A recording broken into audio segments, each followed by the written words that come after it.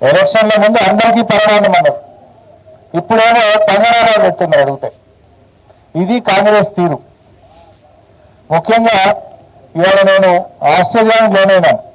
చిన్న గ్రామం గాడిచెర్లపల్లి, చాలా చిన్న గ్రామము. ఇది మున్సిపల్లో భాగంగా ఉంటుంది. ముఖ్యమంత్రి రేవంత్ రెడ్డి ఏమో రుణమాఫీ అయ్యేపోయింది, ఇక అడిగేదే లేదు, మొత్తం అయ్యేపోయిందని చేతుల్లో ఆడుతుంది. కానీ గాడిచెర్లపల్లి గ్రామంలో చూస్తే రుణమాఫీ కాలేదని ఇంతమంది దరఖాస్తులు ఇచ్చారు. నాకు ఇన్ని దరఖాస్తులు వచ్చినాయి. అందులో 1,00,000 లోపు ఉన్నాయి, 2 లక్షల లోపు ఉన్నాయి, 2 లక్షల మీద ఉన్నాయి. రేవంత్ రెడ్డి ఏమో రుణమాఫీ అయిపోయింది అని హైదరాబాద్ లో కూర్చొని మాట్లాడుతున్నాడు.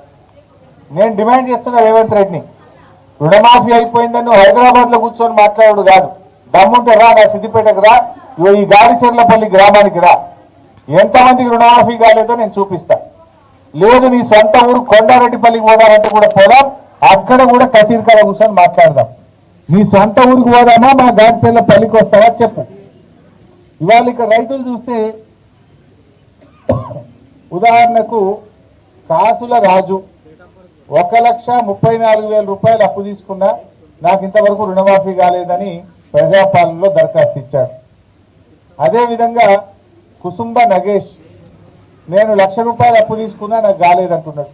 కుసుంబ రాజు 1,00,000 రూపాయలు, బాదన్న గారి పూజ 1,00,000 రూపాయలు, నరసింగరావు 47,000 రూపాయలు, ఏల్పుల రాములు 42,000 రూపాయలు. ఈ రకంగా వీళ్ళందరూ కూడా 1,00,000 లోపే ఉన్నారు. వీళ్ళకు కూడా ఈ రోజు రుణమాఫీ కాలేదని చెప్పి దరఖాస్తులు ఇస్తున్నారు. ఎం రాధా 1,30,000 తీసుకున్నా నాకు రుణమాఫీ కాలేదంటున్నారు. అదేవిధంగా కె యాదయ్య 1,34,000 తీసుకున్నా నాకు రుణమాఫీ కాలేదంటున్నారు. కె అశోక్ 60,000 తీసుకున్నా నాకు రుణమాఫీ కాలేదని దరఖాస్తు ఇచ్చారు. కె నగేష్ 89,000 నేను లోన్ తీసుకున్నా, నాకు రుణమాఫీ కాలేదని దరఖాస్తు ఇచ్చారు. ఇంకా ఆశ్చర్యం ఏంటంటే ఉడత బాలయ్య, ఈయనకు 1,60,000 అప్పు ఉన్నది. నీ అప్పు మాఫీ కావాలంటే మిత్తి కట్టన్నారట. నువ్వు మొత్తం రుణమాఫీ చేస్తా అన్నావు కానీ మిత్తి ఎందుకు కట్టిస్తున్నావు? మొత్తం వడ్డీతో సహా 2 లక్షల రుణమాఫీ చేస్తా అని ఆ రోజు ఎలక్షన్ల ముందు ఊరిచ్చినావు. ఎవరైనా రుణమాఫీ అయితే మళ్ళ తెచ్చుకోండి, నేను రాగానే మళ్ళా మాఫీ చేస్తా ఊరిచ్చినావు. మరి ఉడత బాలయ్యకు 1,60,000 అప్పు ఉంటే మీద మిత్తి 13,000 ఎందుకు కట్టమన్నావు? పాపం ఆయన నమ్మి 13,000 మిత్తి కట్టిండు. ఇవాళకి ఆ 1,60,000 ఇంకా రుణమాఫీ కాలేదు. అదేవిధంగా ఇదే ఊర్లో మడిగే సుధాకర్ మరిజ సుధాకర్ 1,90,000 అప్పు తీసుకున్నాడు. ఆయనకేం చెప్పిన 25,000 మిత్తి కడితే నీకు 1,90,000 మాఫీ అవుతుంది అన్నారు. ఎందుకు కట్టాలి? నువ్వు వడ్డీతో సహా పూర్తి రుణమాఫీ చేస్తా అని చెప్పి పాక్షిక రుణమాఫీ చేస్తున్నావు. పాపమా సుధాకర్ నమ్మి 25,000 రూపాయలు అప్పుకు తెచ్చి మిత్తి కట్టిండు బ్యాంకులో, కట్టి 6 నెలలు అయింది. ఈ రోజుకు సుధాకర్కు 1,90,000 రుణమాఫీ కాలేదు. ఇట్లా చెప్పుకుంటూ పోతే మోకిడి మోహన్ రావట 1,05,000 రూపాయలు, ఈయనకు రుణమాఫీ కాలేదు. సుందు బాలరాజు 57,000 మాఫీ కాలేదు. సిద్ధన్నపేట రాజయ్య 1,60,000 మాఫీ కాలేదు. ఎల్లుపల్లి రాజమల్లు 50,000 మాఫీ కాలేదు. పూసల తిరుపతి 98,000 మాఫీ కాలేదు. కొమ్ము దేవవ్వ 1,30,000 మాఫీ కాలేదు. ఇట్లా ఎంతో మంది, ఇక చెప్పుకుంటూ పోతే చాలా మంది ఉన్నారు. వాస్తవానికి ఇంకా కొంతమంది రేవంత్ రెడ్డి మాట నమ్మి ఆగమైపోయింది. ఈ గాడిచెర్లపల్లి గ్రామంలో సత్తయ్య అనే రైతు, ఆయనకు 2 లక్షల మీద అప్పు ఉన్నది. ఉంటే 68,000 బ్యాంక్ రిసిప్ట్ 68,500 రూపాయలు నువ్వు మీద 2 లక్షల మీద ఉన్నది నువ్వు కడితే తెల్లారే పైసలు వేస్తాను రేవంత్ రెడ్డి చెప్పిండు. ముఖ్యమంత్రి కదా అని నమ్మిండు. ముఖ్యమంత్రి అబద్ధాలు ఆడతాడు అనుకుంటారు ఎవడన్నా?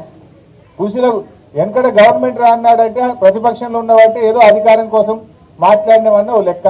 కానీ ఇలా కృషిలో కూర్చొని కూడా అబద్ధాలు ఆడతారా?